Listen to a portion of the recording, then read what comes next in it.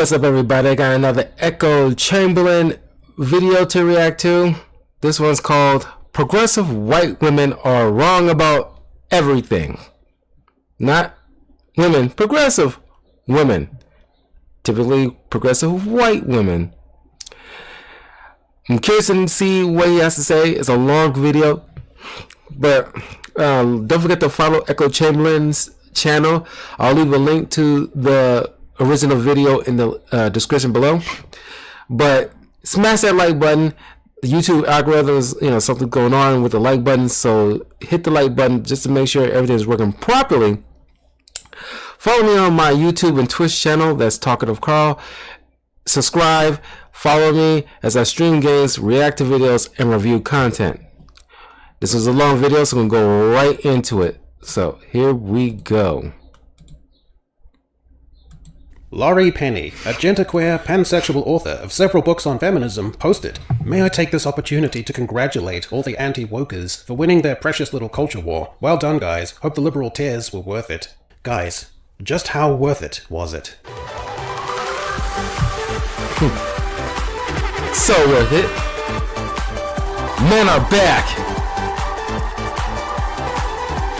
Every narrative that millennial feminist women have created in the media is either flawed or plain wrong. The crisis of masculinity narrative of men falling behind and adrift is false. The manosphere, as an online cesspool drawing in vast numbers of impressionable boys and maligning them, is an overblown cultural panic and also false. And the narrative that the loneliness...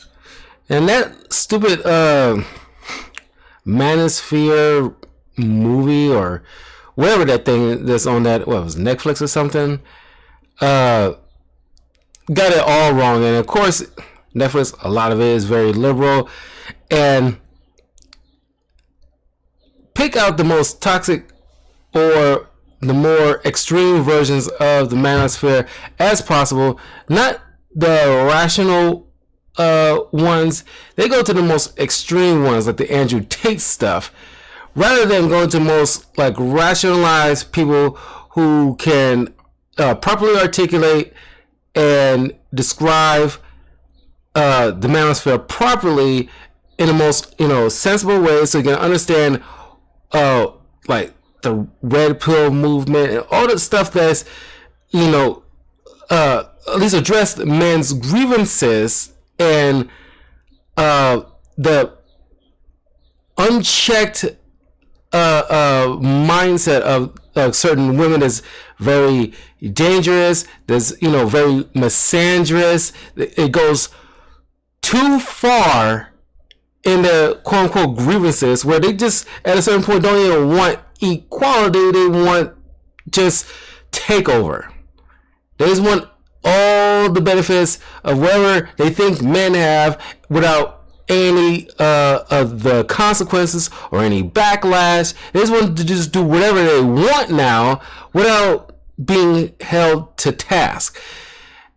And it's just like it paints like a skewed view where to justify why women should like feel the way they feel. It's like, see, men are just bad. They just had this little unchecked misogynist viewpoints on women. Look at Andrew Tate. This is what boys are listening to, and that is a bad example. That is an extreme example. There's a multitude of people you could go to that they can address certain grievances, men's grievances, and like the bad nature of women or unchecked bad nature of women.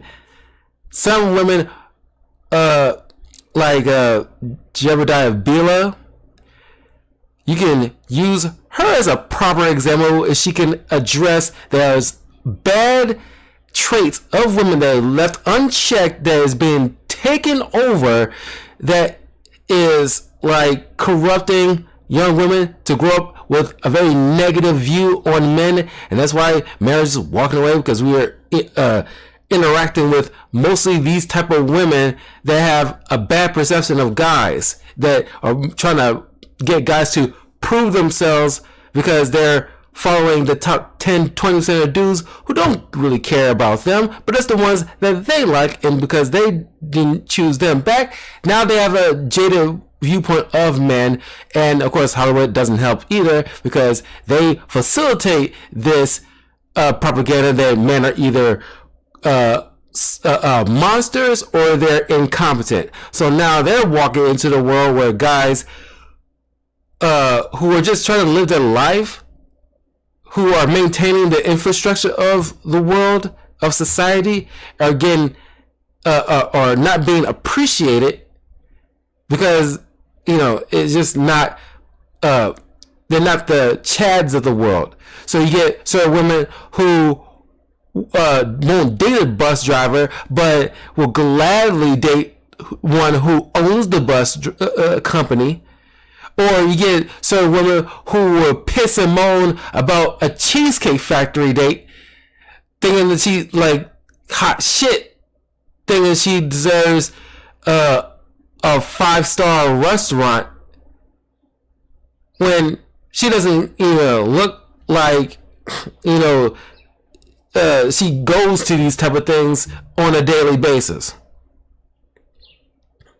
These are the type of women we're dealing with nowadays, for the most part, and it's corrupting the more women that's growing up into the adulthood, that young naive guys have to interact with. Now, the manosphere, for the most part, is trying to educate young guys so they won't be manipulated, make sure they're set up with the proper tools in order to maneuver in the dating market, learn how to work on their physical health, work on their mental health, work on their emotional state, work on their finances, so they can build themselves up to be something of merit. So girls will naturally flock to them, rather than them trying to do cold approaches that will, for the most part, result in guys being viewed as creepy, because they don't look like the top shelf type of dude to girls who, in all honesty, are just average. But they live in like main character syndrome mindset, where they don't think they're average. They think like, oh, I banged this doctor, so I must be a 10. That is kind of when we're dealing with, in for the most part, in a dating market, who just want their feelings validated, who wants to get their ego boosted because they get all these little likes on social media, but don't really take them seriously. That is, they have no perception of, I'm an average girl, so I'm not going to delude myself into thinking I deserve a top tier guy. I'm going to go out with this average dude, and we can build something together with said dude, because he's very nice to me. His job might not be super flashy, but he has a job that pays well, that he cares about me. He comes from a good family. He has good characters and morals. So I'm going to build something with him. Most women don't have that mindset, in which, the manosphere address those kind of things, that girls need to understand their pecking order in life. Guys understand that from jump. We don't piss and moan about it. Crisis is heavily skewed toward men is also false. Over dozens of hours of research and editing, I've accumulated the evidence to show that what you've been hearing is dozens of progressive millennial feminist writers and established media putting out slight variations of the same pieces, casting masculinity in a negative light based on vibes and not data. Here's the full story about men, millennial feminist women, and the bullshit narratives of modernity.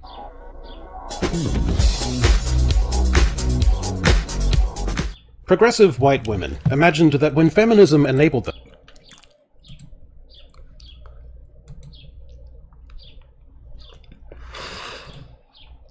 Just had to check something. meaningfully take the cultural reins, their vibe of emotional intelligence and social justice inclusivity would put everything in a better state. What we've learned, after a decade or so of media cheerleading and endless fretting about toxic masculinity, is that women, and progressive white women in particular, are just as bad as men, and don't really have all the answers. We had empowered girl boss characters on screen, and it didn't work. The result wasn't a brave new world in entertainment, but declining viewership and cultural fatigue.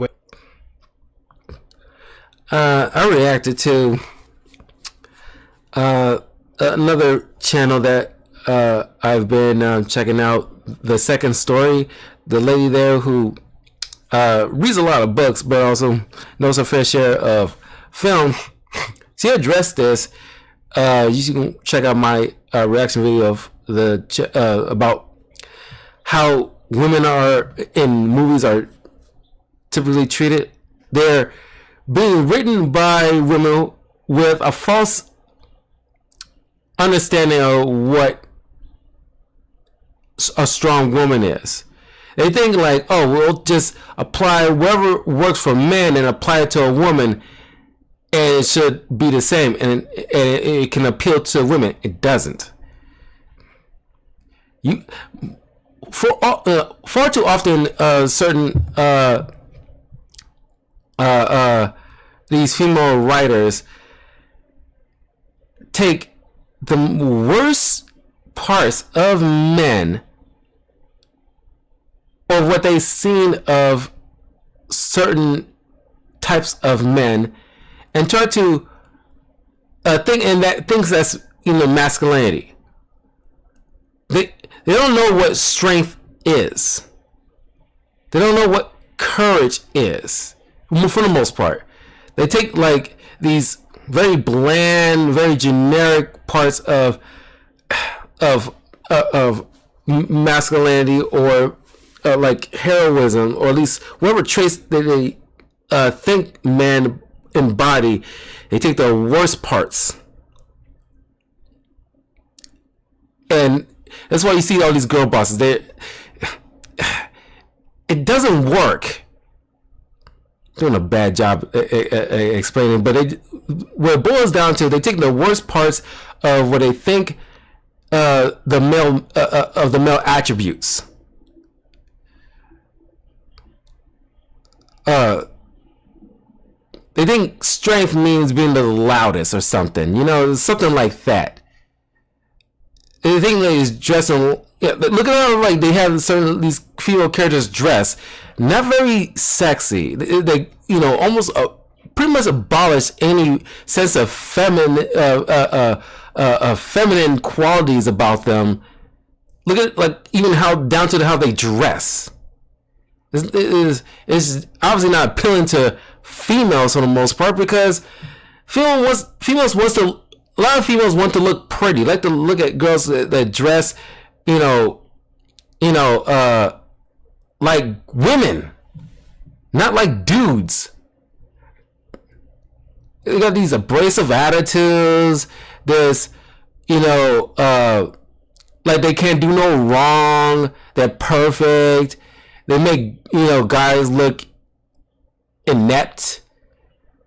They feel like a lot of these writers have to lower the, guys' qualities in order to uplift women.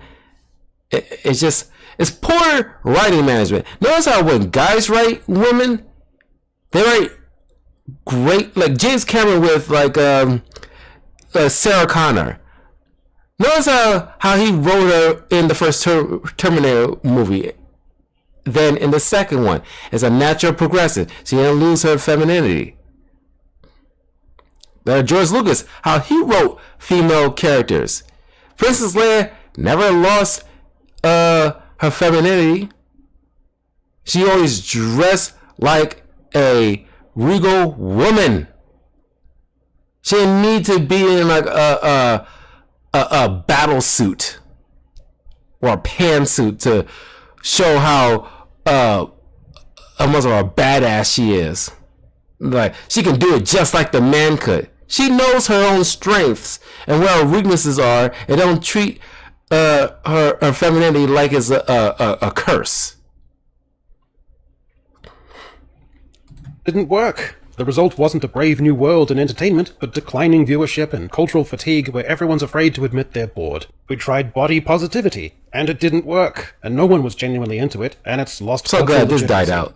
I'm disappointed in your species. And we tried pronouns in bio and unfettered solidarity with the trans community, and it didn't work, and respected institutional higher-ups pulled the brakes on it, and the spike of college students identifying as trans or non-binary has fallen away. And we tried more inclusive, empathy-based attitudes and practices in gaming, and it didn't work, and only alienated the existing fan base and brought forth...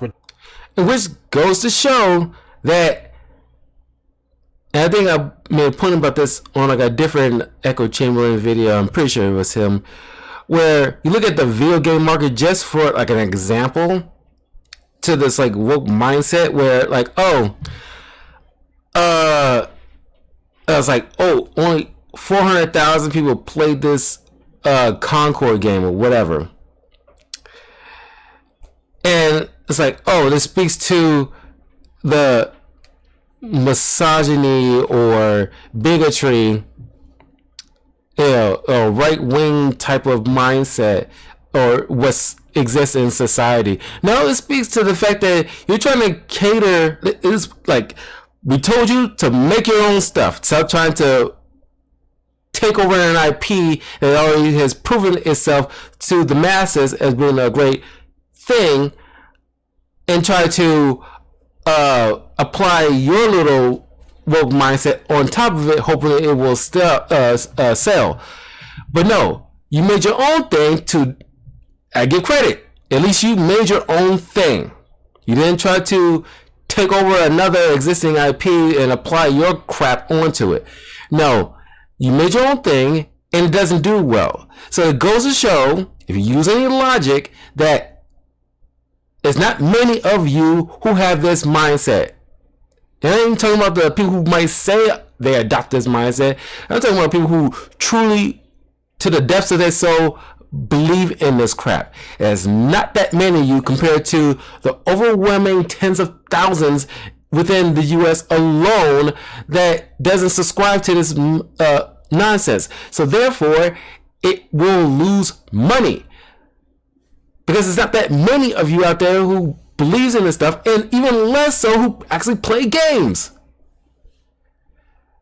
So that tells you that woke go broke isn't just like a quirky little saying. It means something. That means that you're trying to appeal to a fringe market instead of a general audience. That means that you won't make a profit. That means that people is not appealing to a wide audience. Look at something like Expedition 33. It's appealing to a wide audience, not a hyper-specific group in a community. They're not trying to cater to a hyper-specific group community and excommunicating everybody else or talking down to everybody else, normally men, normally white men. And it isn't condescending. It isn't lecturing you. So, of course, Expedition 33 is winning all these accolades for a reason. Where, as opposed to Concord, who has lost money. There's a reason. Ridiculous memes and contrived ideas and commercial failures. And now we're trying white chick book talk fiction out as a cinematic aesthetic. This is already terrible. The way Academy Award winner Emerald Fennell gets under the skin of intellectuals and cinephiles should be studied. She's a provocateur operating at the highest. And, I reacted to another channel, Marina McBain. I believe I got the first name right.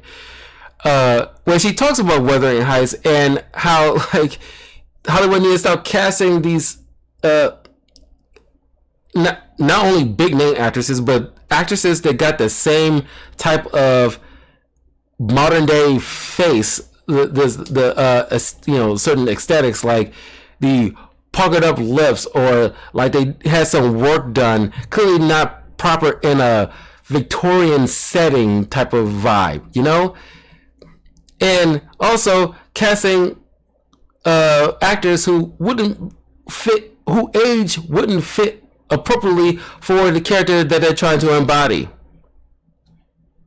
As hot as Margot Robbie is, she is too old to play a particular character that's supposed to be in her teens at the very latest early 20s. It doesn't fit.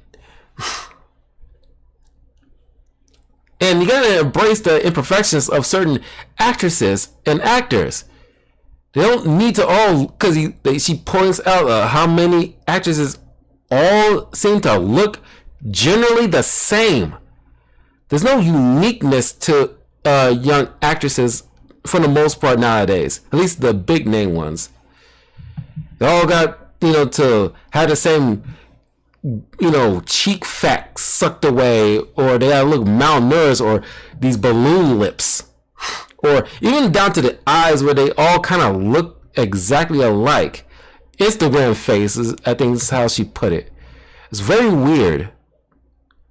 Of Wuthering Heights. I want more young actresses to completely oppose to any kind of surgery or nips and tucks or whatever to try to fit in. You don't want to fit in. You just be yourself, because more often than not, you'll be embraced by the masses who will appreciate your embracing your own look, your God-given look, warts and all, because that makes you stand out, as opposed to everybody else that gotta look exactly like this same old type of vibe. It's so weird, and it drives them insane, and I absolutely love it. Some private school kid making immature edge slop doesn't equate to being an insightful countercultural girl boss moment. Anytime you love a piece of art for how it makes other people react, you're demonstrating that you don't know much about art.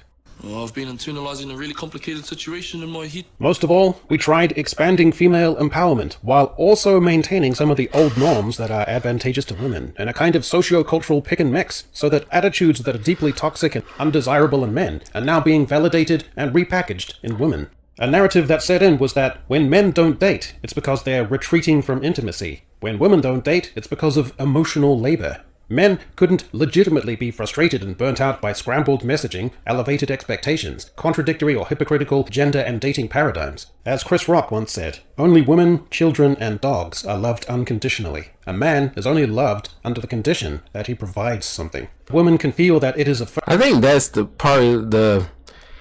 We don't get many unique quotes or philosophies nowadays. I think in terms of modern day famous quotes that's been etched in stone, this one is the only thing that kind of comes to mind, because comedians will be known as the modern day philosophers, and this Chris Rock quote is one of those that has been etched in stone that will probably live in the history books forever going forward.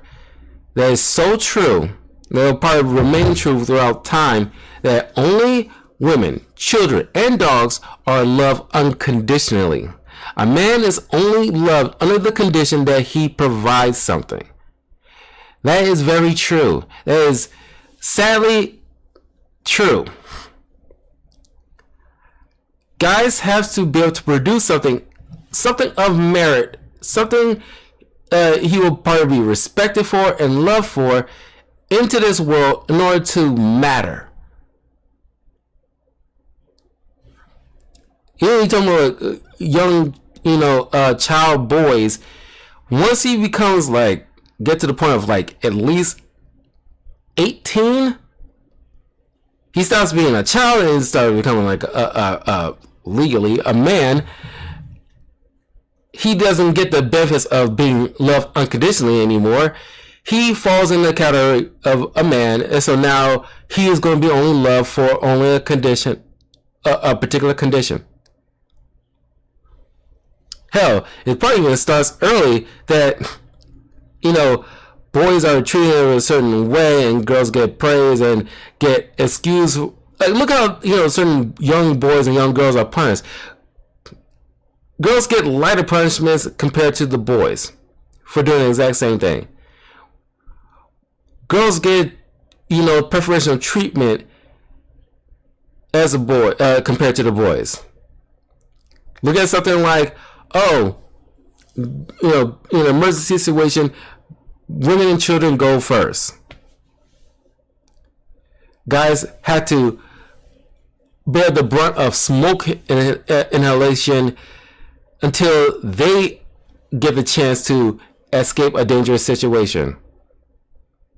We have to suffer through potential smoke and potential burns while everybody else gets out first. Not to say that isn't like, I'm not arguing where it's like right or wrong. It's just the nature of the beast. But it goes to show that equality means jack shit. It's not a thing. It just sounds nice. Men get the shit end of the stick. As much as like feminists think like guys got the run of the world and it's a man's world and like men get to do all this stuff, but they completely forget about the time, all the many times that guys have to probably grind to make society run, all the times that guys have to possibly lose their life for the benefit of women's survival and children's survival, hell, even animals' survival.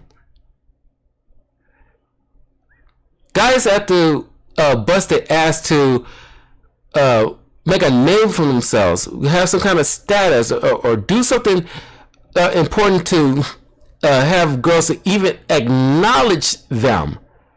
They can't just live a normal life, just being a doorman to a hotel, and it being still being respected in any kind of way by a woman he's trying to court.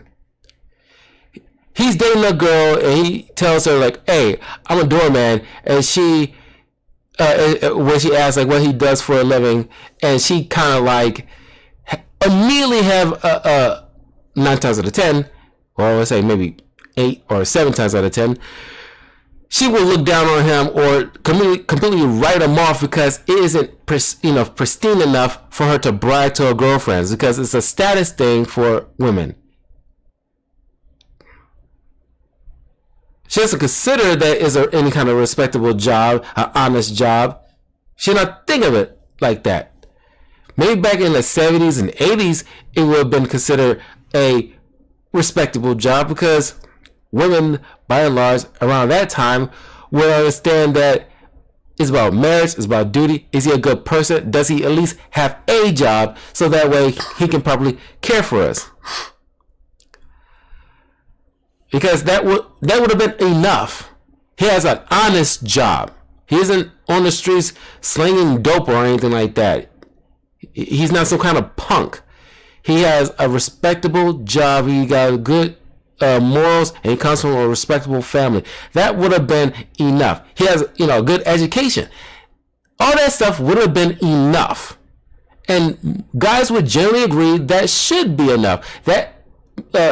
That marker should allow him access to, because that shows he's typically an average guy. That would be like the bare minimum of stuff, where girls would, or at least should, like see that as like, oh, this is a respectable man that I can bring to meet my parents that will treat me well, and that's that, and I can build with that. But that's not good enough. That at least, like I said, I know I shouldn't be living in should land, but that should be enough for a lot of women. But no, women's hypergamous nature gets the best of them for the most part, and they don't see that as enough. They want to be able to brag to women that honestly they shouldn't need to brag to, or even show off on social media. Oh, he owns his own Fortune 500 company. I'll talk to him then. It shows the shallowness of female nature.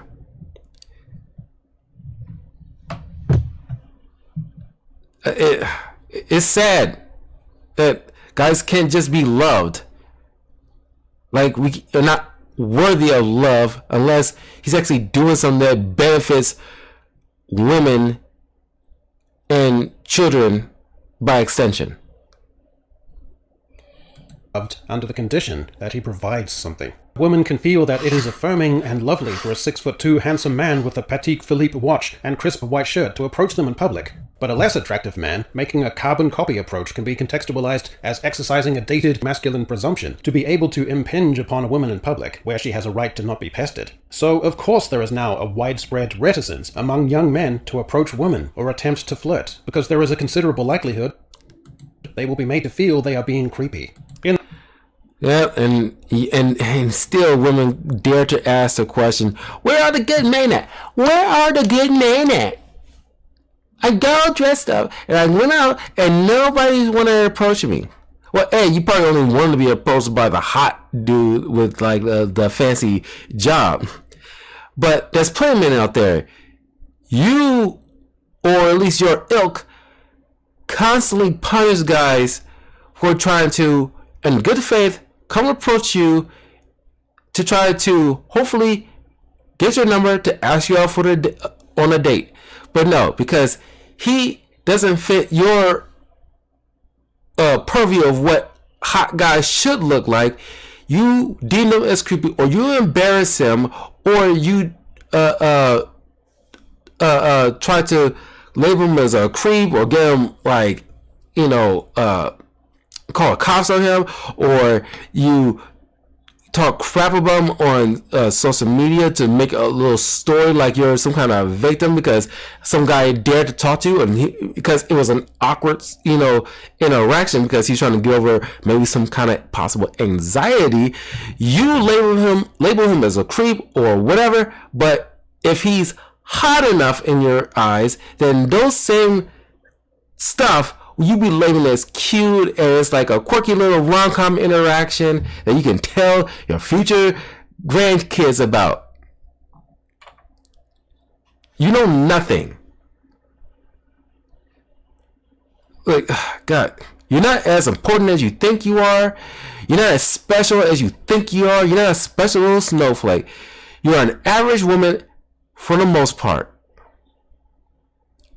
But you think you're so hot shit that some guy who is on your level dare to come talk to you in good faith. You want to dress him down. You want to emasculate him. You want to just treat him like a scum of the earth for daring to come across your little path. And it shows the ugliness of your character. And that's why guys choose to walk away, because there's too many of y'all we bump into. We can't read your minds. We don't know which one of you are the good girls that don't subscribe to this kind of stuff. We have to take the risk of asking you out. You, ladies, for the most part, don't want to do that. You don't like doing that. That's why Bumble removed that feature where girls make the first move, because you don't like it. Because you ladies, way more than men do, hate the thought of rejection, because your little feelings will make you feel like ugly and unworthy, and it just hurts your feelings so much where you feel disgusted with yourselves, and you just go dive headfirst into some Ben and Jerry's.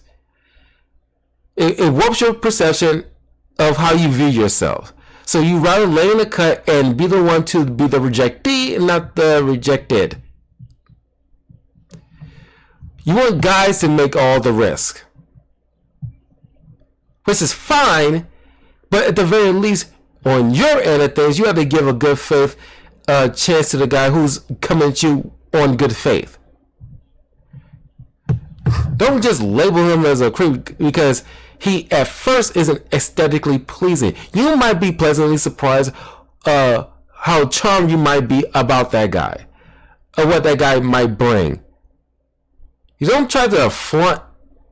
Only goes to a guy who's top tier just so you can flaunt. That's not a good foundation to build a potential relationship off of. Because what if that guy loses his status or money in some kind of in some kind of way. Are you gonna be there with him through thick and thin? I think not, because those type of girls that will blow up a relationship off the basis of feelings alone, trying to take him everything the guy has. Or on the other end of things, if you meet that kind of guy, he might ends up using you and casting you back to the streets where you belong, because you don't have the capability of showing him what you are worth beyond just the physical. Because it's up to the men to decide whether or not to claim you. You can't make us do it. And because you have nothing to offer outside of your body, I ain't talking about your finances or your degrees. I'm talking about something about your character that outshines the other women, that make you stand out. Show off your femininity. You're willing to be led. You're willing to listen. You're willing to be pleasant and not fight or do these nonsensical shit testing. To show that you're, have good morals and, isn't like putting your body all over social media for the likes. In the cultural discourse, it is never brought up that women have any responsibility for the development of these gender models. It is only ever narratives of male diffidence and retreat, masculinity that is simultaneously toxic for being too in her space and too aggressive, and masculinity in crisis for being incelish, removed, and keeping distance. 66% of men under 30 are single. They aren't all giving up. Many are and that's another thing. Nowadays they just use incel just to insult men in general. Incels typically describing guys who are involuntarily celibate, that they try to talk with a girl, trying to secure a potential date, and they cannot do it because, for the most part, girls just not given a chance because of this warped sense of like, oh, I'm better, or I deserve better. This or thinking because I bang a high status dude, that means I'm the creme de la creme, and how dare this average dude come talk with my average ass? And because guys have some boundaries set now and know better. Oh, now he's checking me. Oh, he's trying to hold me to some kind of standard. He must be an incel. Now it's just a term they just generally want to use to throw at guys who's holding women accountable. Oh, he's an incel. And it's like, now you're just using the word just to insult men because you don't like how you're being held accountable. It doesn't make you feel so good because nobody's kissing your ass.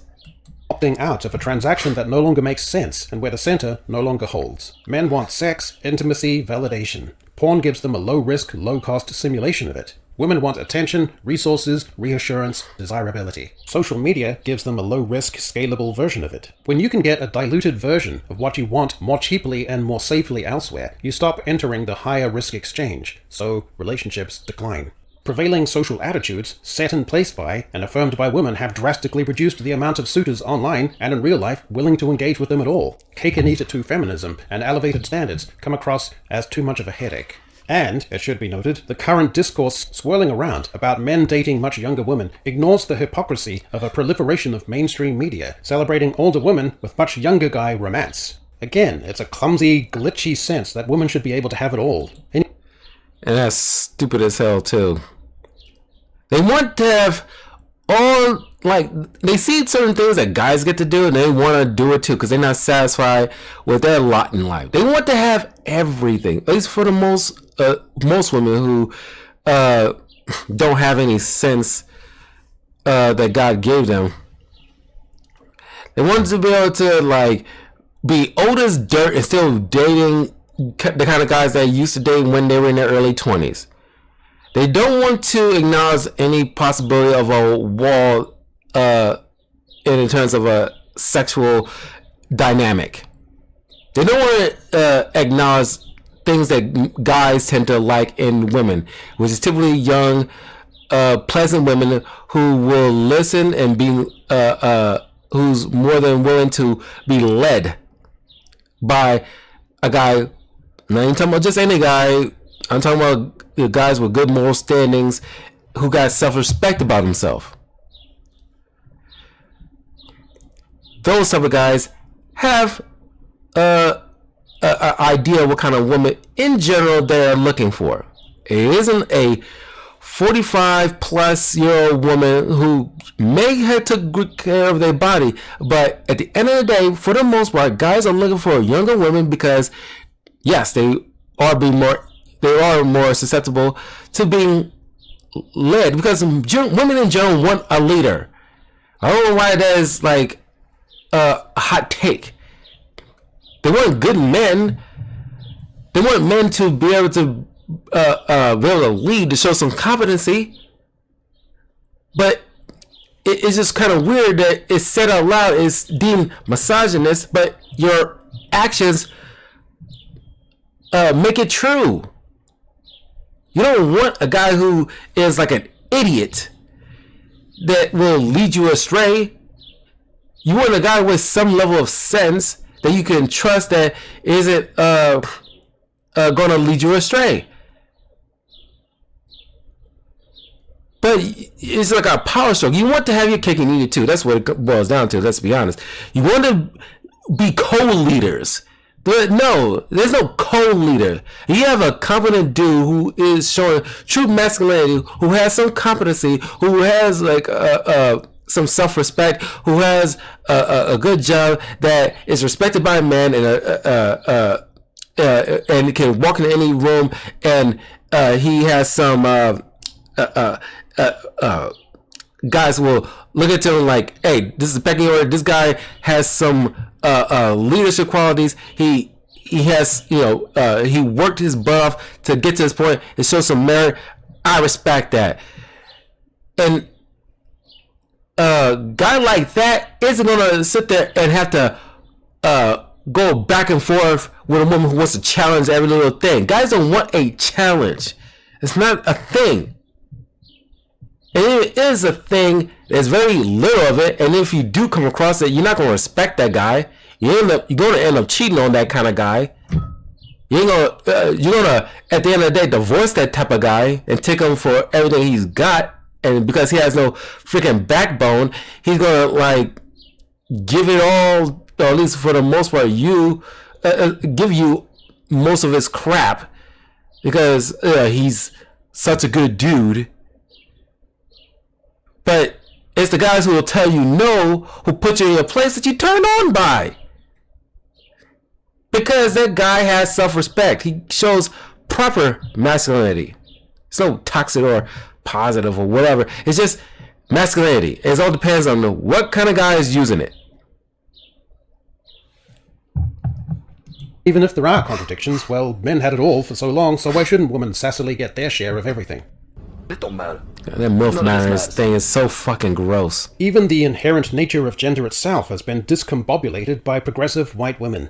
The logic is that women are more emotionally mature than men, able to strike deeper registers of empathy and nuanced feeling, or at the very least emotional registers that are different to that of men and off limits to them, and which are inherently feminine, and which are bold and undeniable, whilst also fragilely susceptible to being quashed and overridden by men personally and professionally. While at the same time, inherent femininity is also questionable as a concept when it comes to gender studies ideology and allyship with the trans community, which depends on the idea of gender being socially constructed and not innate, because if it were innate, it would call into question the legitimacy of changing from one gender to another, while at the same time, once the transition has taken place, all of that no longer matters because the transitioned person is now authentically the alternate gender, which means, depending on the hour, the mood, or the outfit, gender can be either inherent or socially constructed.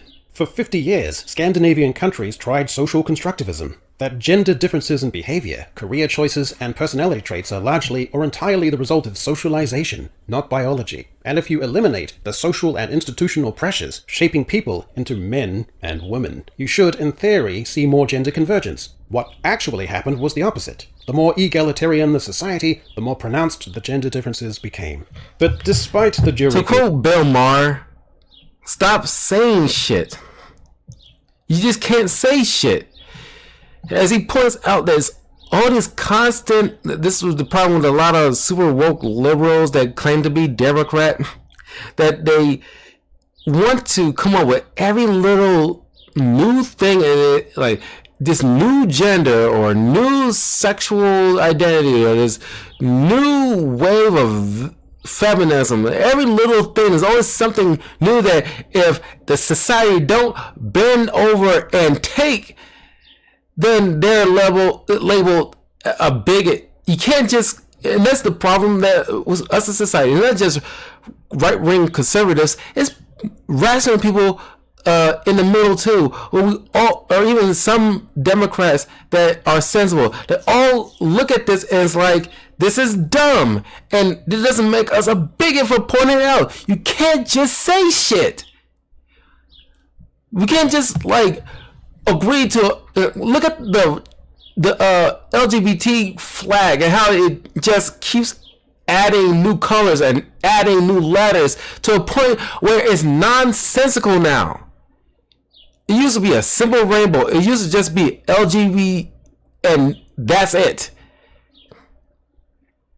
That was simple, understandable, digestible. But now you just accepting every little thing. People who want to identify as a leaf now, you just want to accept and add another letter to the that's why we call it the alphabet community, because you're just adding letters now. That doesn't mean nothing.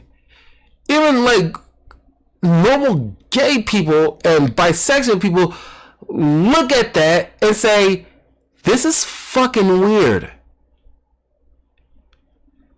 You just can't just say shit. And you have to acknowledge the fact that you guys are just coming out with random stuff, and Democrats should just grow some balls and say, we're not accepting new members at this point. Get the fuck away from us. You're on an island on your own. Do not come anywhere near us. We're not being. This is not progressiveness. This is just takeover. You're just being weird. You got no set. You're just mentally unwell at a certain point, and you need some serious mental help. That's why people need to bring back insane asylums, because a lot of these people just need to go in there in a padded cell for a while and get some legit doctors to set them fucking straight. Because it's just nonsense at this point. Not everything needs to be accepted. Sometimes people need, and this goes for the Democrats, they need to go and tell these people, these wackadoos, it's like, no, whatever you believe in, do it in your own home. But outside of your house, it's stupid. You're a girl, leave it at that. You're a boy, leave it at that. Stop coming up with some newfangled thing to try to be a part of because you want to be a victim or be a part of something so badly that you abandon any sense of self-respect, any sense of reality. You're willing to abandon all that stuff in order to feel a part of something. And we need to like address the fact that a lot of these white guys, a lot of them who are liberal, a lot of them who want to trans themselves or want to identify as queer or whatever, I think they were normal dudes at a certain point. And because they were treated like scum of the earth because, because it's just evil to be a straight white guy nowadays, where they just want to feel acknowledged, they want to feel listened to, they are willing to cut off their own balls just to feel acknowledged and loved. And that is a problem. That is a big problem. You cannot tell me there's some merit to that. A lot of those people who want to identify as this, that, and the third in that LGBT plus YA, LGB, MIB, ESPN, a lot of them, I guarantee you, were just normal dudes that just felt cornered, that felt ostracized to the point where they just rather cough their junk just to claim some kind of identity just to get a job or just be acknowledged or just to be loved. Because nobody, at least in their peer group, especially in certain states like California, will not acknowledge them, not hire them for anything, because being a straight white guy is deemed evil. You're a colonizer to them. Oh, you're part of the problem because of them. And I have to say, you're not, guys.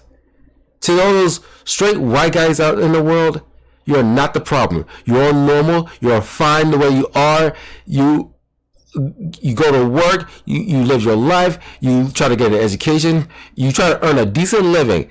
Do not let these wackos make you feel like shit because they're messed up in the head. You're fine. Do not think you need to be a part of that just to feel acknowledged. You do not. You do not need to be anywhere near them.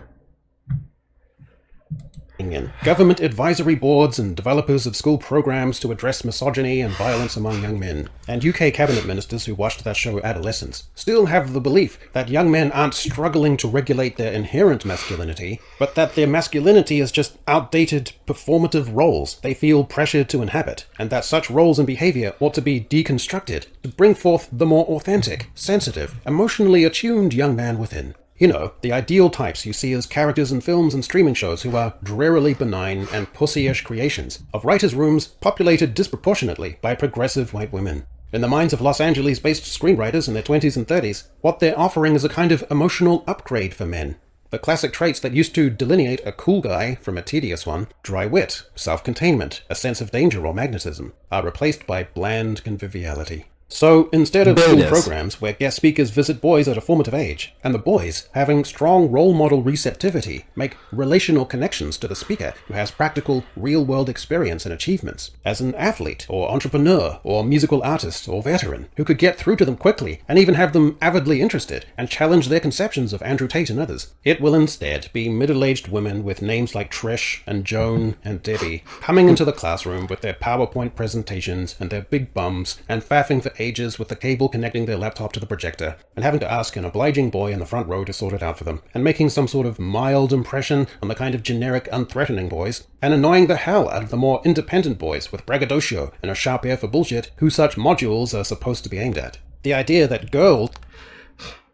And that is sad, and honestly, that's a shame for a lot of these, schools that bring these kind of women to speak with young boys, or just young children in general, because young girls shouldn't be listening to women like this. These are wackos. They have very warped perception of how women and men behave, or what they want in life, or what they are attracted to in life. They think it's all interchangeable instead of asymmetrical. And for young boys, they need strong masculine presence that is respectable to come talk with them, like a military veteran, or a male doctor, or an athlete, or a scientist, somebody of a certain air of respect that young boys can look up to, that can lead them properly, but also isn't beta cucks that will just agree whatever a female standpoint is, without acknowledging, there's great things about women, but there are also some stuff that you need to avoid that women also the traits that women also have that you need to avoid if they are left unchecked and they let that run wild. There are certain things that that's great about guys, but there's certain things you need to curve about yourselves, young men, because if left unchecked, could be viewed as dangerous. You being a man isn't a problem. You having a masculine presence isn't toxic. It's just your innate thing about you that is up to you how to use it.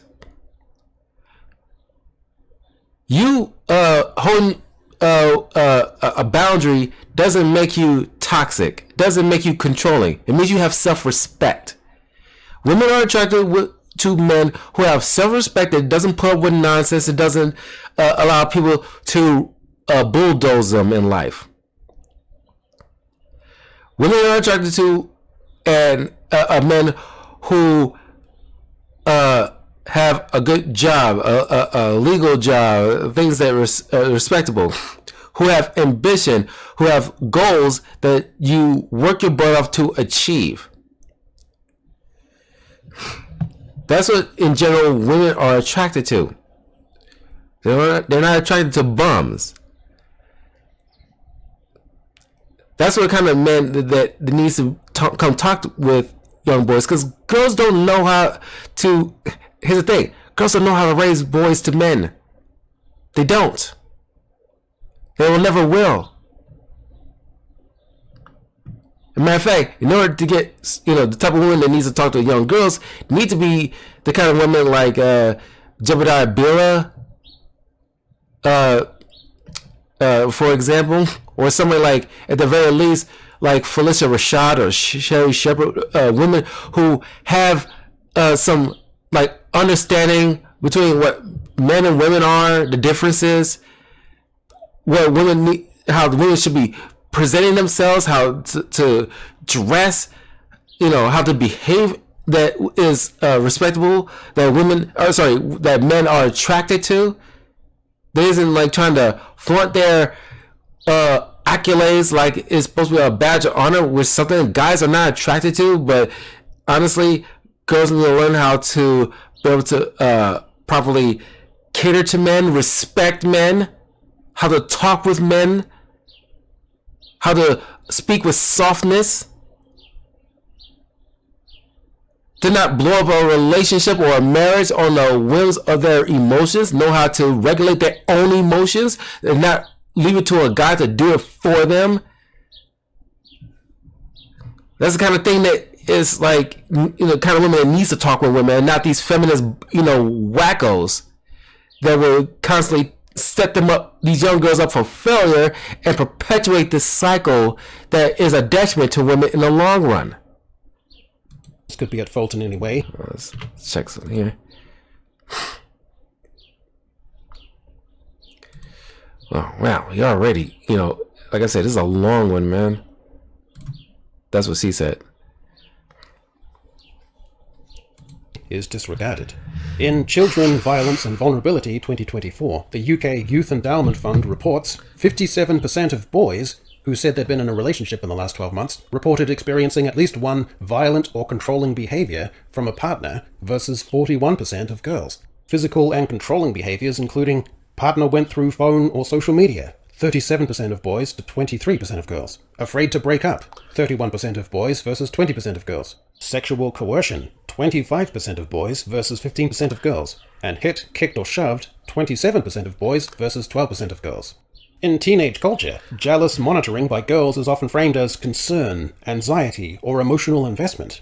When girls go through phones, it is often socially rationalized. He probably cheated, or he's just insecure. For most of the last decade, young men were widely diagnosed as a social problem. That's why you need to hold women accountable. Emotionally immature, otherwise they don't learn. Hostile to progressive values, and resistant to the moral arc of history. That attitude now looks increasingly wrong. What was framed as immaturity now reads more like instinctive caution. What was dismissed as bigotry increasingly resembles common sense resistance to abstraction, pretense, and institutional overreach. This matters because the institutions that insisted young men were wrong have themselves begun to retreat, revise, and quietly concede ground. Gender ideology has not marched forward unchecked, it has stalled, and in some cases reversed. Young men were not rejecting empathy or fairness, they were rejecting a politics that treated disagreement as moral failure. When told they were on the wrong side of history, they chose not to argue, they opted out. Men are now a clear minority in arts and humanities degrees across the Western world. This is usually framed as a male deficit, a failure of curiosity or empathy, or evidence of creeping philistinism. In reality, it looks far more like rational adaptation.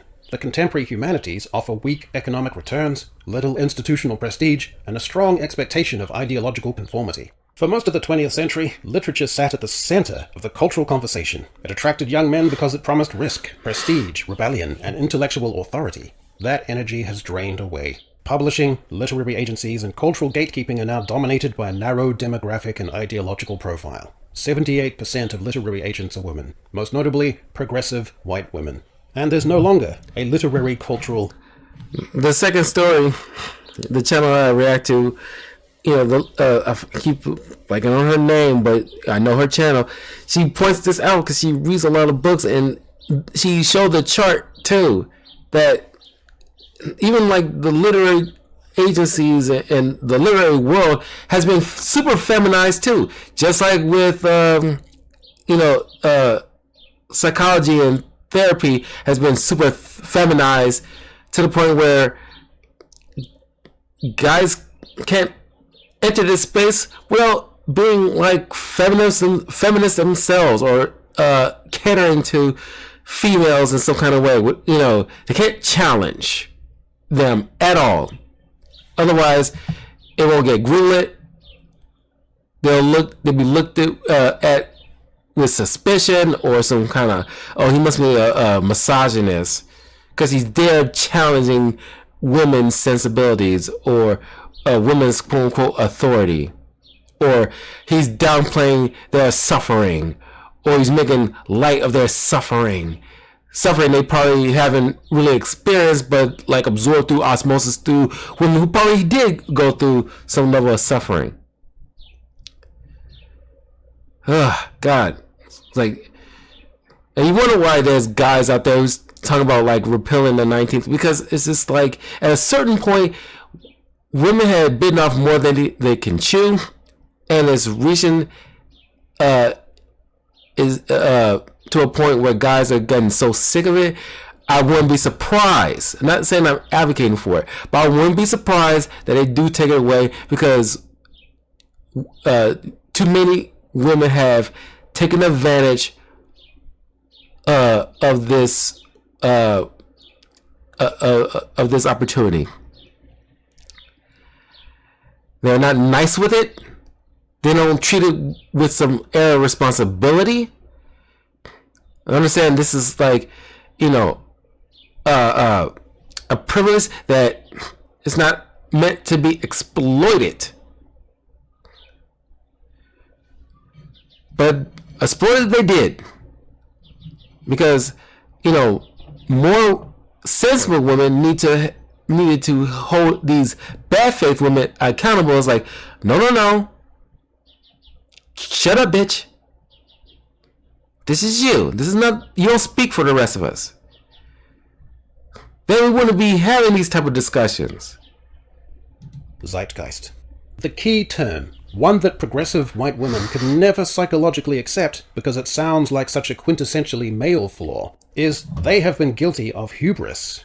They assumed their emotional intelligence and unfettered sexual empowerment and rising presence in the writing room and dominance of literature and identitarian activism would all be enlightening and positive.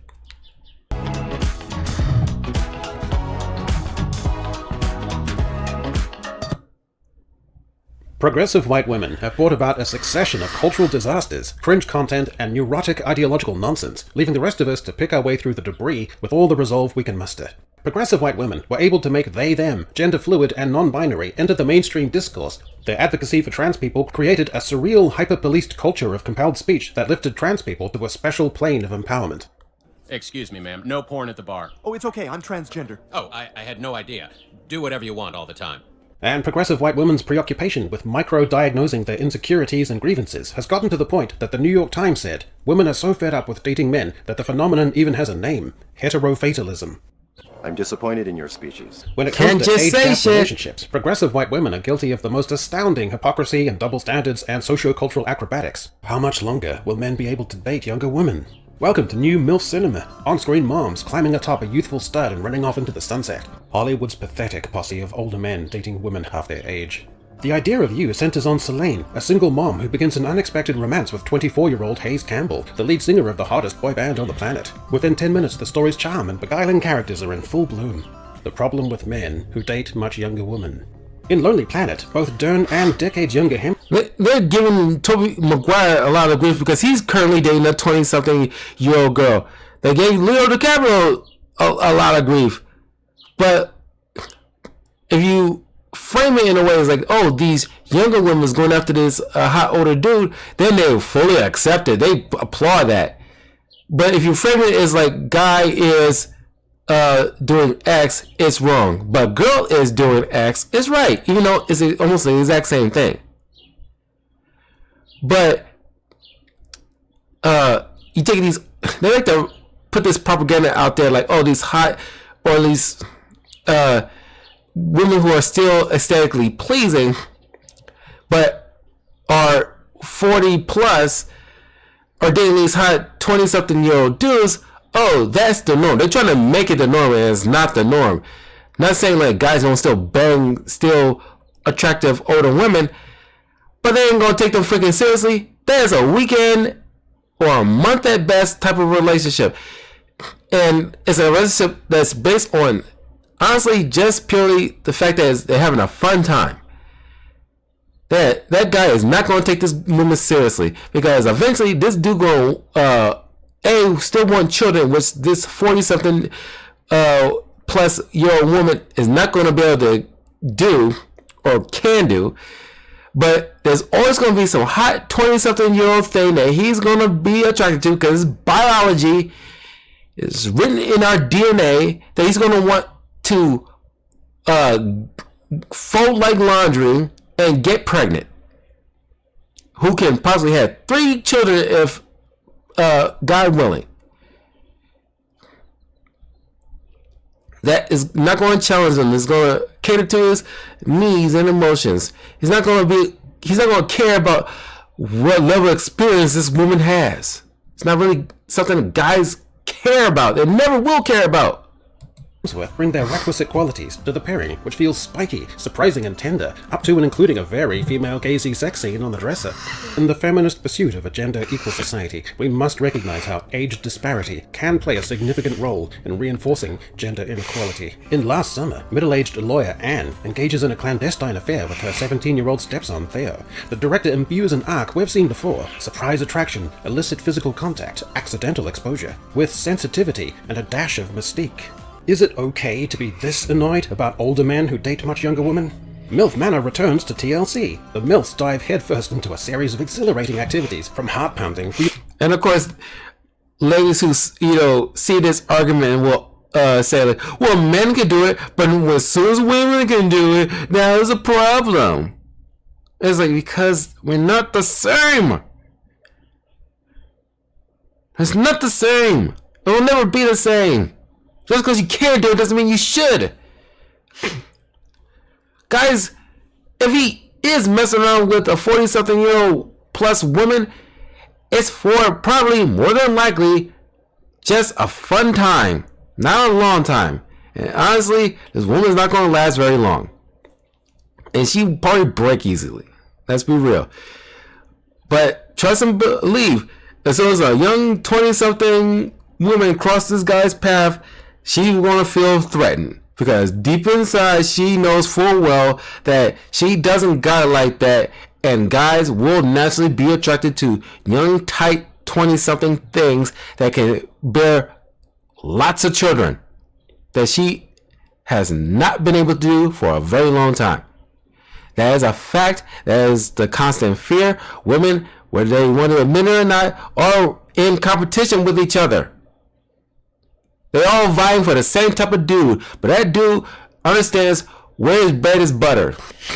And it's typically with a young 20-something woman. That is in the general aspect. We're not talking about the exceptions to the rule. Generally speaking, men want young women that will more than likely listen to him, not going to sit there and challenge his authority, and is going to bear him lots of children, and he can do all kinds of freaky stuff with. They isn't going to break easily. They don't care about how good is she when it comes to sex compared to her 20-something-year-old counterpart. That's not something that is attractive to dudes.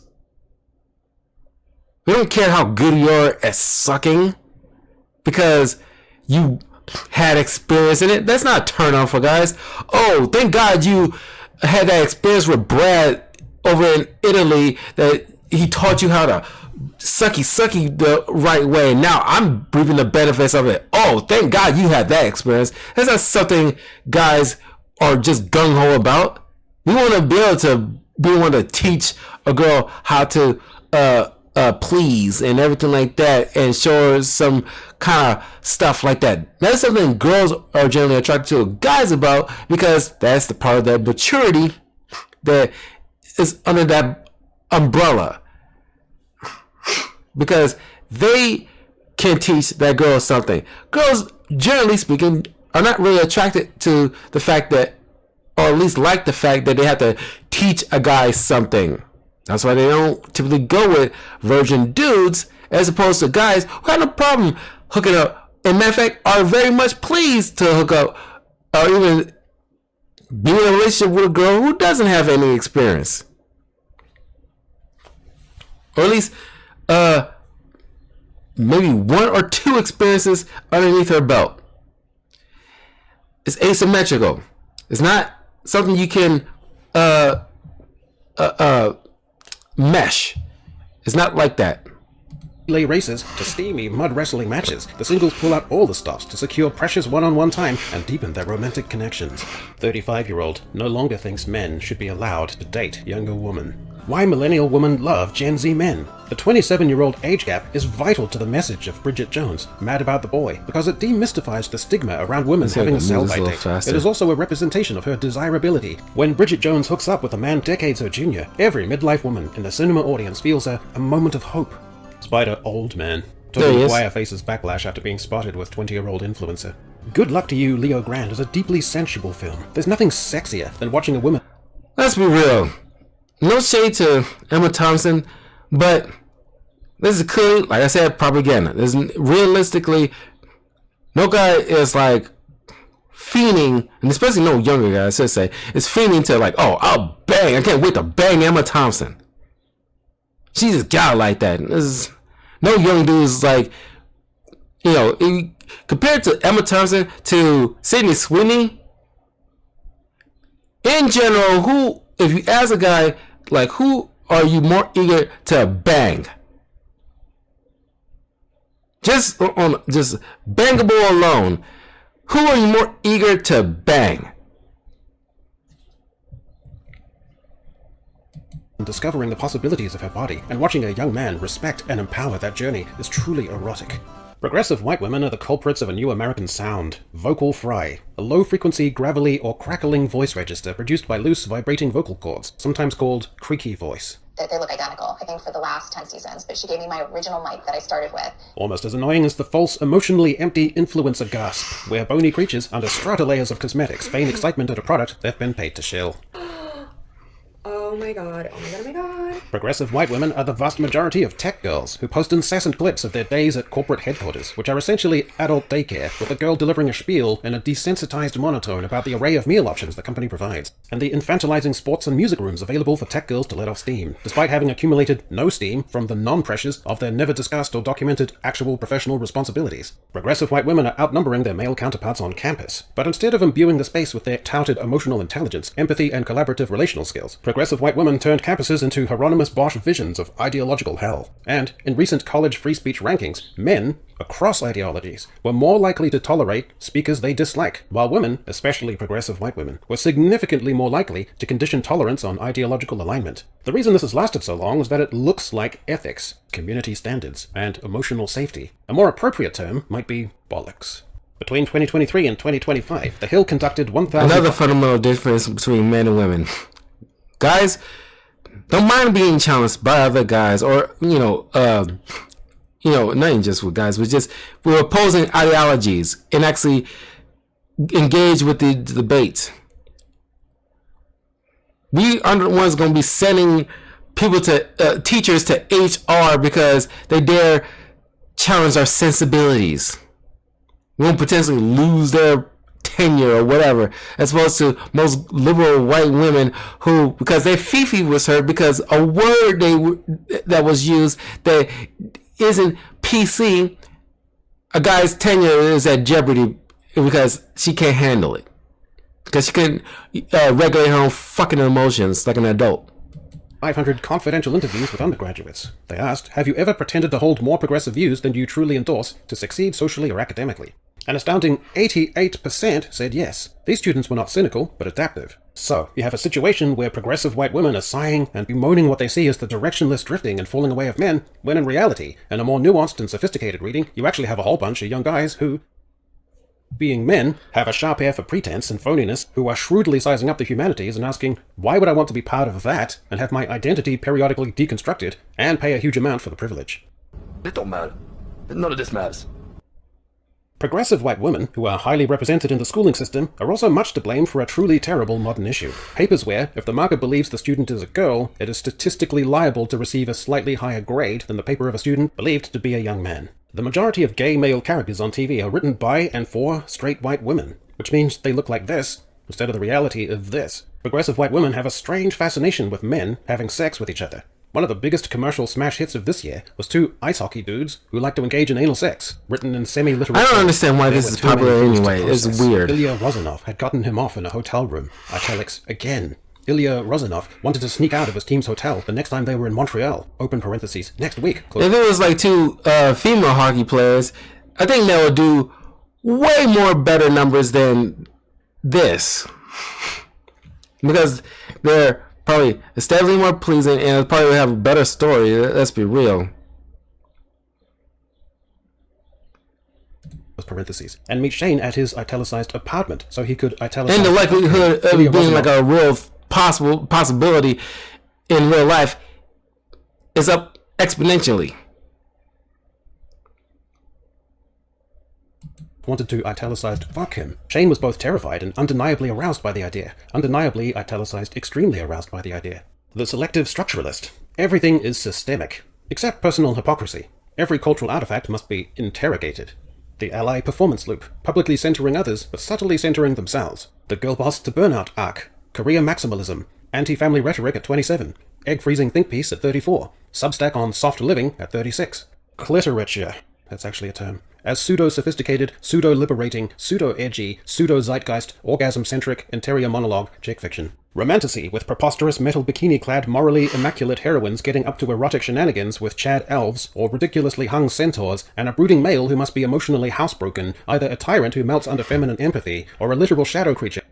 And a funny thing about these books, they all essentially generally fall to the same result, where girls want, because there's a freaky side to girls too, that they want to be dominated, they show their submissiveness.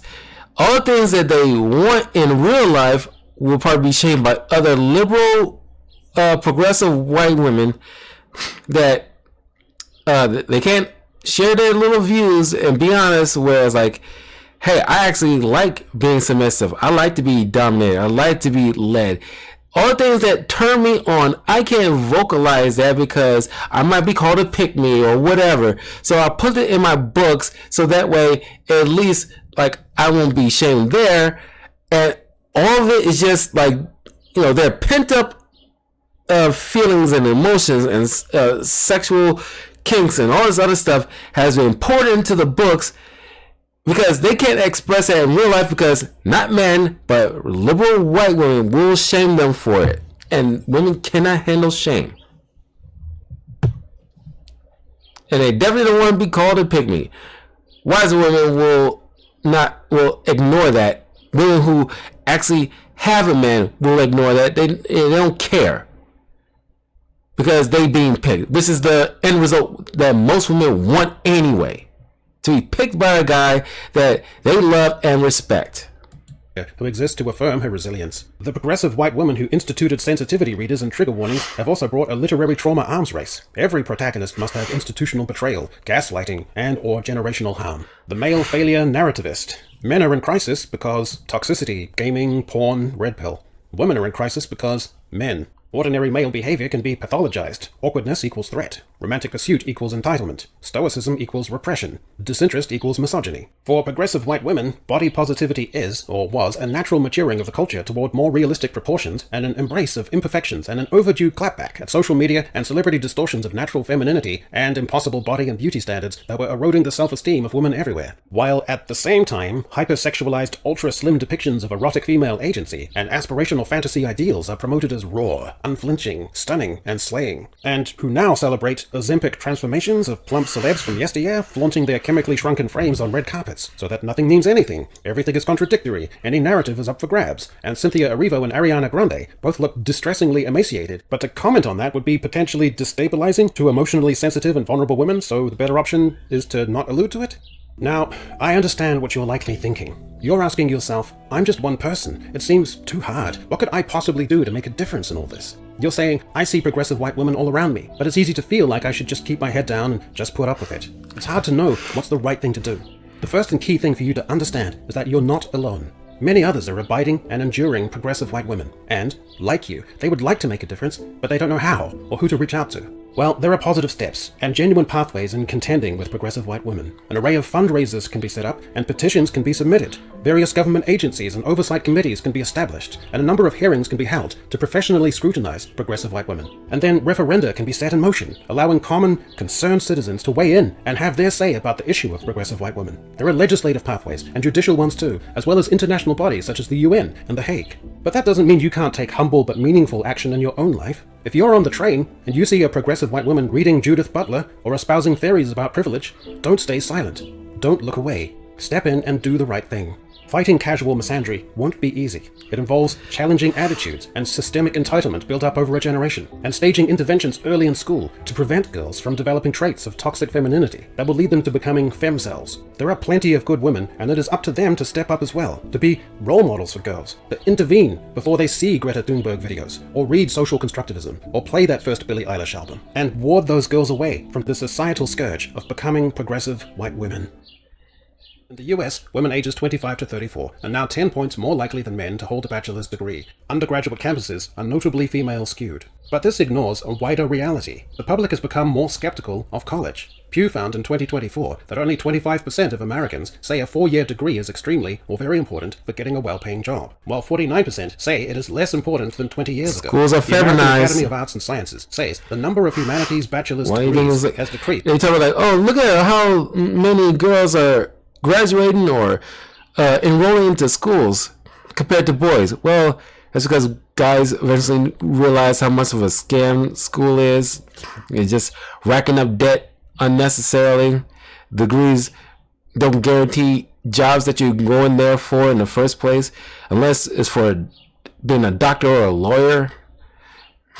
And honestly, women go to these schools just to go into fields as for useless things, typically for jobs that is cushy or something that women for centuries have gotten involved in, nursing and as therapists or whatever, that's dealing with people and emotions, or worst of all, like sociology.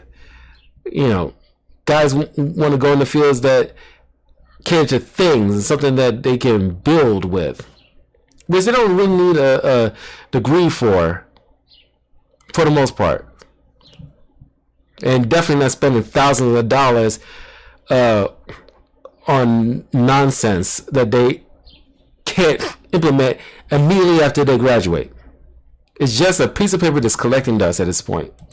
In every year since 2012. Between 2023 and 2025, The Hill conducted 1,452 confidential interviews with undergraduates. They asked, have you ever pretended to hold more progressive views than you truly endorse to succeed academically? An amazing 88% said yes. The media isn't savvy enough to acknowledge that young men, having a sharp ear for pretense, might shrewdly size this up as part of their assessment of the humanities. Further male withdrawal can be read as a cynical but reasonable reading of the incentive structure. Men are not uniquely failing to launch, but are reacting early and more sharply to a sector whose prestige and material payoff have begun begun to deteriorate. In NCES data, men earned 64% of STEM bachelor's degrees. Men remain comparatively intact in the fields most clearly tied to technical labor market value. In the U.S. Census Bureau's 2023 Annual Business Survey, men owned the large majority of employer businesses. The entrepreneur, risk-taking archetype is still statistically male-weighted, so no crisis there. Mental health does not support a boys in free-fall narrative. The data actually shows that girls and young women are doing worse on depression measures. The National Institute of Mental Health. It's funny how, like, we've been pushing, like, therapy and mental health for the past several years, and nobody's been getting any better. And B, notice how June is supposed to be Men's Mental Health Month, but it got overtaken by Pride Month, that for the most part, people can't even remember, unless somebody brings it up, that it's also Men's Mental Health Month. It goes to show how much society gives a shit about men outside of what they can physically produce that keeps things going.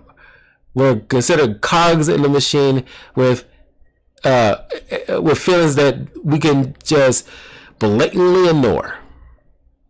Reports that in 2021, major depressive episode prevalence among adolescents 12 to 17 was 11.5% for males and an astonishing 29.2% for females. CDC's 2023 Youth Risk Behavior Survey similarly says female students experienced poorer mental health indicators than male students. The current cultural script that treats boys as the focus of modern dysfunction is plainly lopsided, but the media sticks to the narrative, irrespective of it not properly holding up.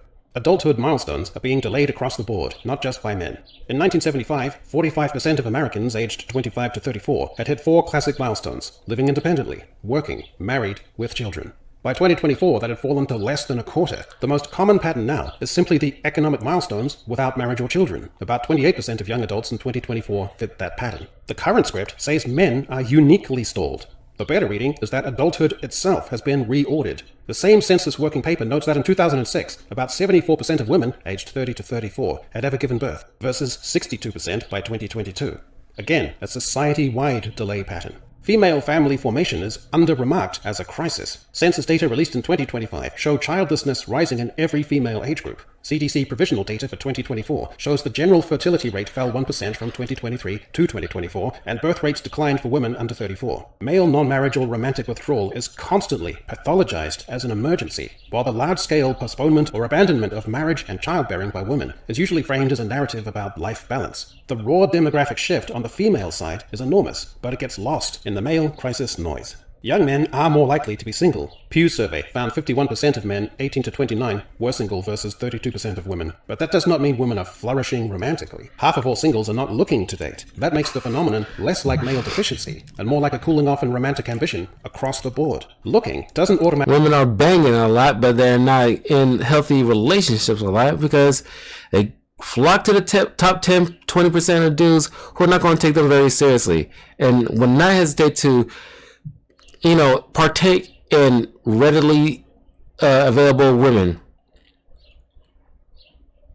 But they want to manifest or hope beyond hope that their magical vagina will convince this dude to take her seriously. So that way she can be a kept woman. If that even happens, she will be so appalled at the fact that other women beyond her also find this guy aesthetically pleasing, and they like the idea of guys like that having the capability to draw the attention of a multitude of women, but hate the idea that he would dare act on it. She had no control of it.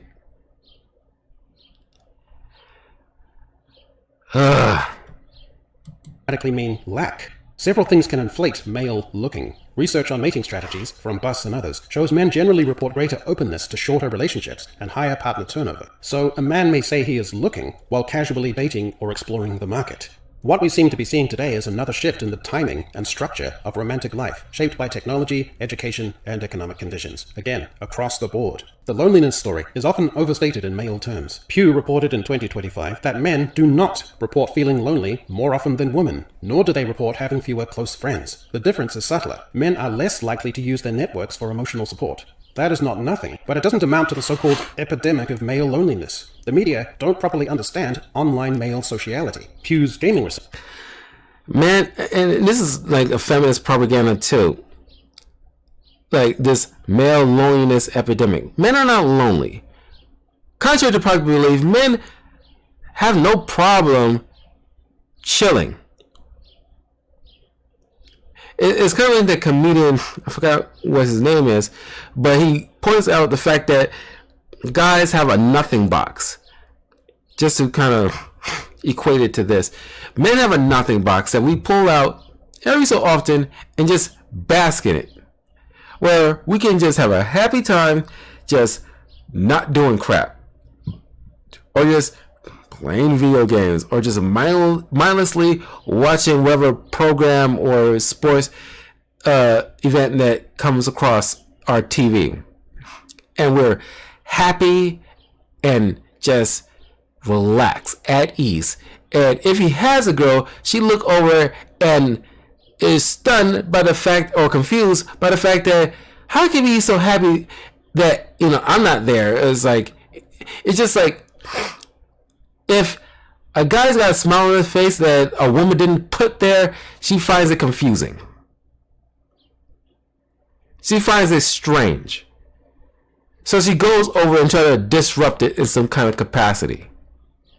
Because women don't have a nothing box. They always got to do something. Typically with other people. Or with their guy. They can't just sit still. You equate it to this, where like, oh, this is a loneliness epidemic. Guys are not lonely. They choosing not to opt in to the nonsense that is most women's drama. That they're not pleasant to be around with. They're always constantly challenging you, causing you all kinds of creeps and incels, emasculating you, being abrasive, not operating in good faith in society, where guys trying to engage with them and they being called creeps. You look at something like the gym videos where a lot of those girls are just setting up little tripods and trying to do crazy workout routines with the skimpiest of outfits as possible just to gain likes and followers. And when a guy just slightly glances over in her general direction, because let's be honest, she just wants a reason to have some kind of attention. That's why female-only gyms don't work or do as well as other gyms, because women go to get male attention. So guys chose not to deal with that stuff, so now they want to frame it not in something as a female problem, because God forbid is any female problem, but they almost always have to warp it and churn it and weave their way into making a guy problem. Oh, it gotta be him, because it can't possibly be women, because women are the cat's pajamas. Women are perfect little angels. They don't do no wrong. So him walking away gotta be a him problem. But no, guys just want to be at peace. You don't understand how much that is a requirement to guys. We already have peace. It's your job as women to not introduce chaos. If you want to come into a guy's world, it's your job to not introduce chaos. That's basically all you have to do. But you thrive off of chaoticness. At the very least, you gotta learn to curve that part of you. Let him have his nothing box. Let him just smile and be content in the fact that he's not being bothered. As long as he's not doing anything to disrupt you or hurting you in some kind of fashion, please just let this guy have his peace.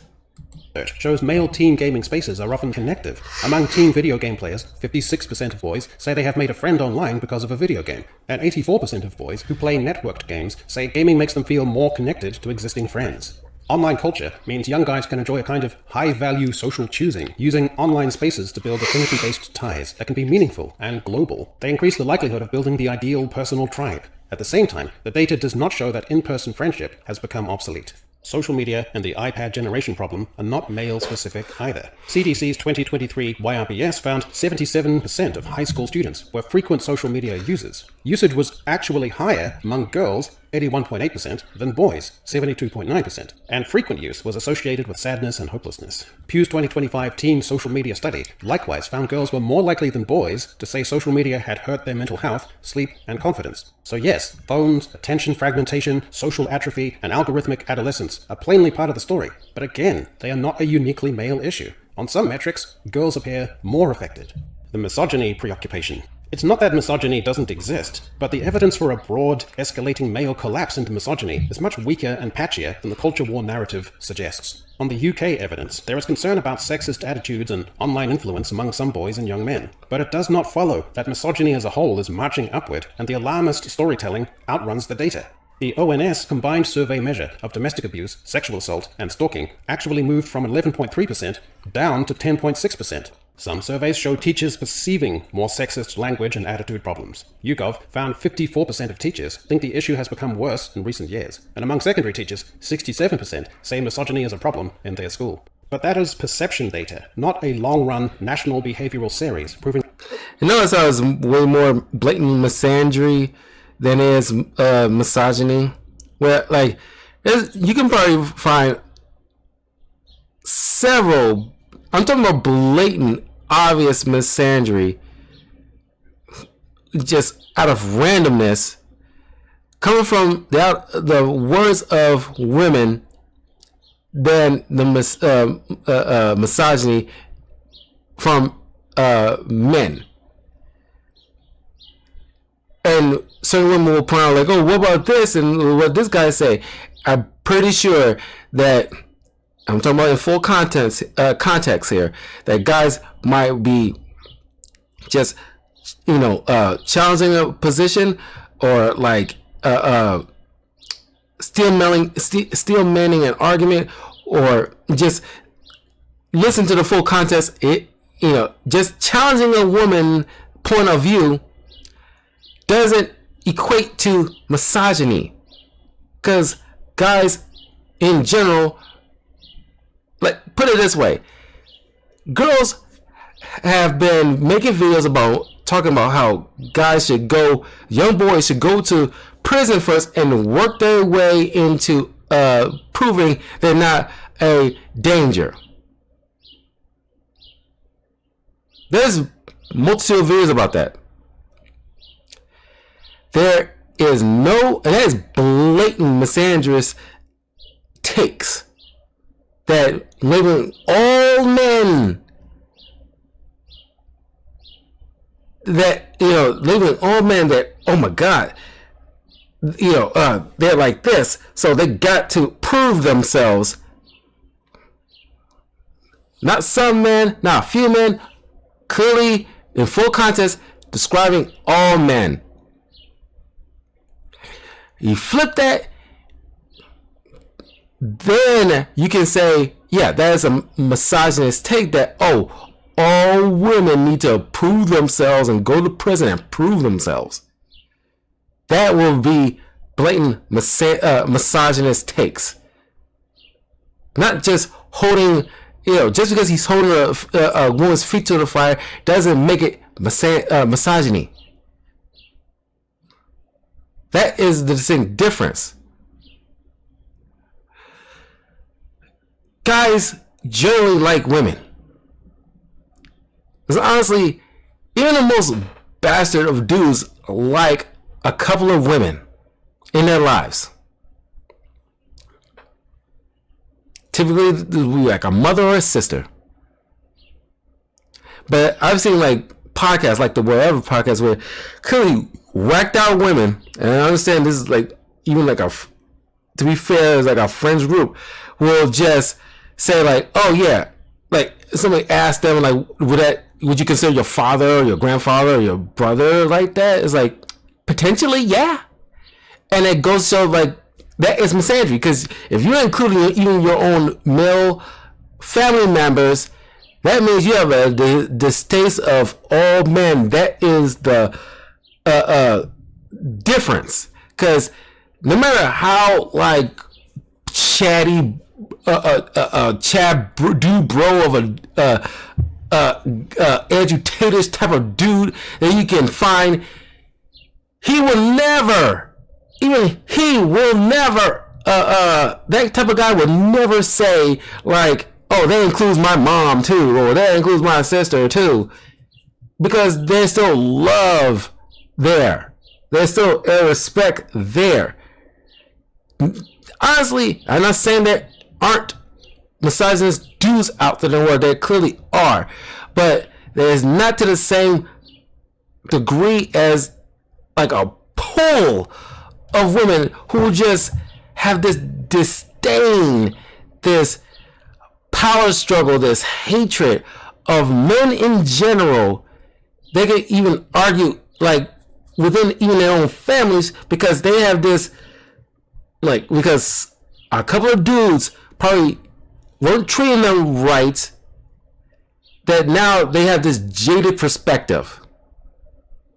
And they doing these nose piercings and dyeing their hair crazy colors, tatted up all to hell, and wearing the most abhorrent outfits imaginable. Where to the point where you can't even recognize them as women anymore, because they thinking doing all this will fight against a patriarchy system and teaching them men a lesson. And guys in general are just kind of like, whatever, psycho, and going about their business. You're not doing anything.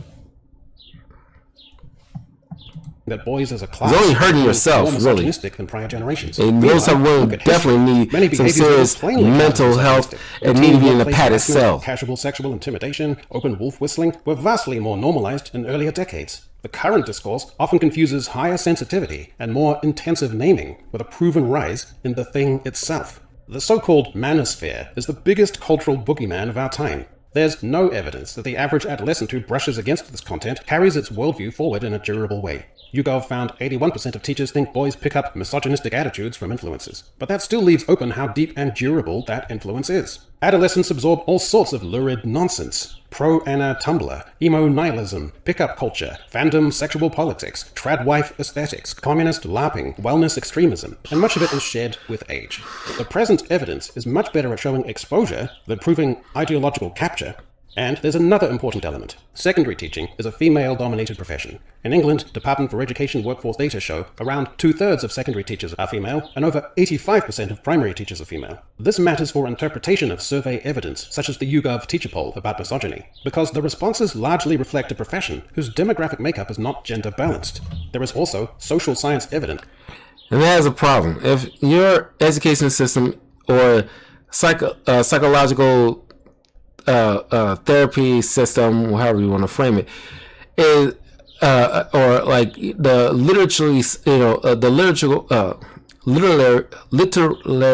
literary world is primarily dominated by females to a excessive degree, that is a problem. If you're trying to get more women instead of like making sure it's a well-balanced system, then of course you can't help have no systems being super feminized to the point where it just turns into like a sewing circle type of vibe, where everything is based on feelings and vibes and not logic. You need a counterbalance. You need to have an equal amount of men in these kind of fields that can challenge, that can, bring up opposing viewpoints, to have some variety. You need that stuff. Because otherwise, of course it's going to lead to some kind of degradation of society. Typically, at the, I was about to say like, at the detriment of men, but that honestly is a detriment to women as well, because women soak up this propaganda stuff way more, and honestly they'll have like horrible viewpoints on men if there's no a multitude of different perspectives that they can soak up so that way they can have a fair assessment, a fair viewpoints. That women tend to be more likely to identify sexism and gender injustice. Put together, this can plausibly produce higher wariness or interpretation of misogynistic language or attitudes among pupils. Employment and labor market displacement. Men, particularly non-college men, have experienced declining labor participation in the US and UK. Economists such as Nicholas Eberstadt describe a rise in men without work, but the causes are structural: automation, decline of manufacturing, offshoring, and the growth of service economies. There is a crisis of modern social structure, and men often show the symptoms first. It could be argued that much of that displacement has already structurally taken place, whereas on the female side, we may be ramping up towards some equivalent. Healthcare, public relations, administration, communications, HR, and marketing have higher female employment shares. Some labor economists have noted that AI exposure may affect women more than men because women are overrepresented in clerical and administrative occupations. Instead of saying men are uniquely failing to adapt to the modern economy, the picture becomes different waves of technological change affect different occupational clusters over time. Men happen to be concentrated in the sectors disrupted first. Pornography. According to the crisis of masculinity narrative, porn addiction and digital sexual substitution are signs of severe trouble. The evidence here is extremely mixed. A 2024 review found the main negative impacts were associations with emotional and conduct problems, unrealistic and harmful sexual attitudes, and links with things like risky sexual behavior and sexual aggression. That is one of the more worrying parts of the literature.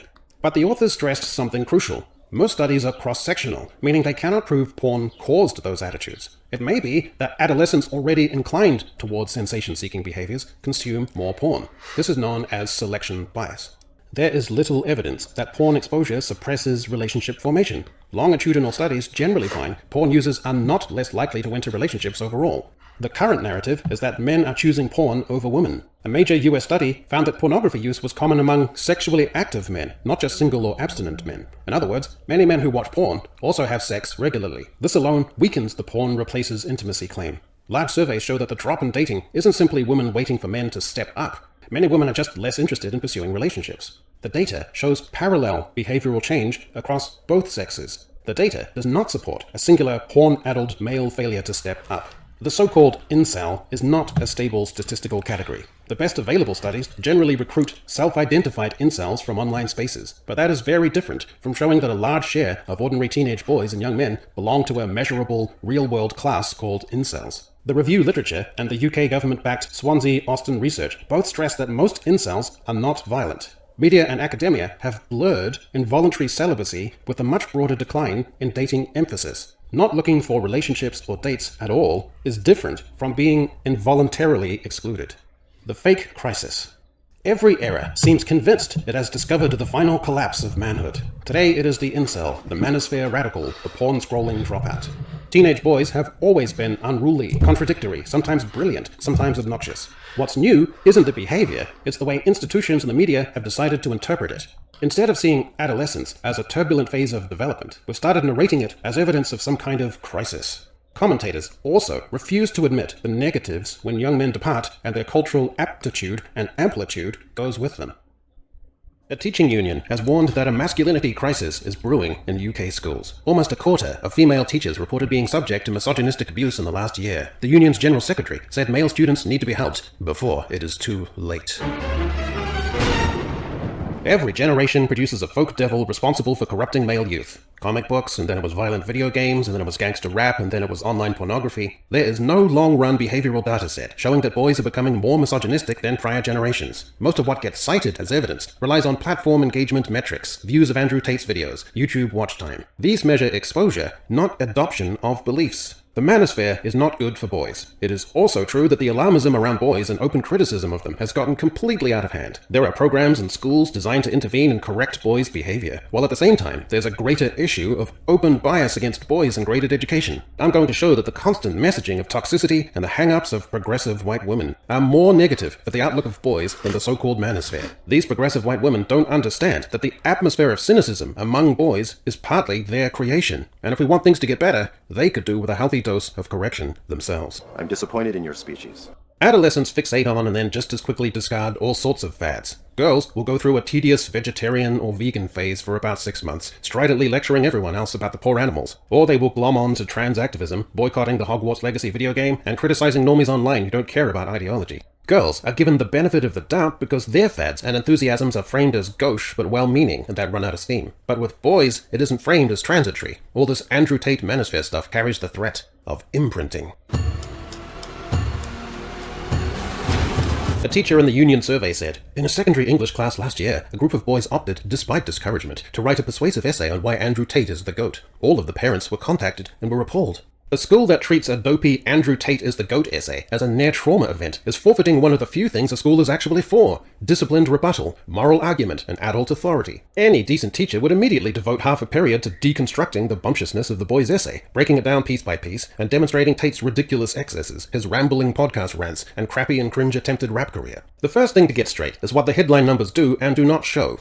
The NASUWT says that in its 2026 survey, 23% of female teachers reported misogyny from a pupil in the last year. It also says 22% of all teachers reported discriminatory language from a pupil, with sexist, racist, and homophobic language grouped together. That is evidence of a problem, but it is not evidence of a nationwide behavioral transformation among boys. Still less proof that the manosphere is the principal cause. It is a self-reported union survey, described as tracking teachers' opinions. The Department for Education's 2023-24 figures show 1 million suspensions and 10,000 permanent exclusions in England, both up on the previous year. That points to a broad, post-pandemic deterioration in behavior and school order, not a phenomenon that can be cleanly reduced to Andrew Tate and 10-year-old boys refusing to talk to a woman teacher. Misogynistic incidents appear inside a larger pattern of disorder, rudeness, aggression, weak boundaries, and institutional strain, and the media is selectively interpreting one slice of it. Boys parrot the most transgressive thing available. For boys, defiance itself is often the point. In other words, they might not be misogynistic, but they know that pushing those buttons is likely to get the sense of being disruptive and unruly that they crave. Often, the buzz goes ahead of the actual context. Boys are hardwired to provide. That's why you need to have. Of course, I don't agree with everything about Andrew Tate, but lots of women have a problem with this guy because he just says it like it is. He's very brash about it. He doesn't sugarcoat things. Now, ladies like to have certain words flowery and to make it go down better because they worry about their little feelings. If the things that Andrew Tate tells women about themselves, it has to be dressed up in some kind of way, because the moment it hurts their feelings, they disregard every little thing. Now, honestly, most of the stuff he says is right on the money. Now, honestly, I think these teachers, if they were proper teachers, they will have challenging the kids' viewpoints and have a deep discussion and a healthy debate, and people will walk out learning something here instead of just being triggered and calling the parents and making a whole thing out of it. Because honestly, in my opinion, it doesn't even matter how you say it, because you can say it the way Kevin Samuels did it, you can say it the way Holmap do it, you can say it the way Fresh and Fit do it, you can say it the way Jebediah Beeler said it, you can say it the way Pearly Thing said it, you can say it the way Andrew Tate doing it. It does not matter, because women don't like the fact that they're being held accountable for their BS, because no matter how you do it, you can do it. You can have a female filter doing it. You can do it the way a father would do it. You can do it the way a brother can do it. You can do it in an intellectual way with pictures. It does not matter, because if it doesn't feel good, then women will have an issue.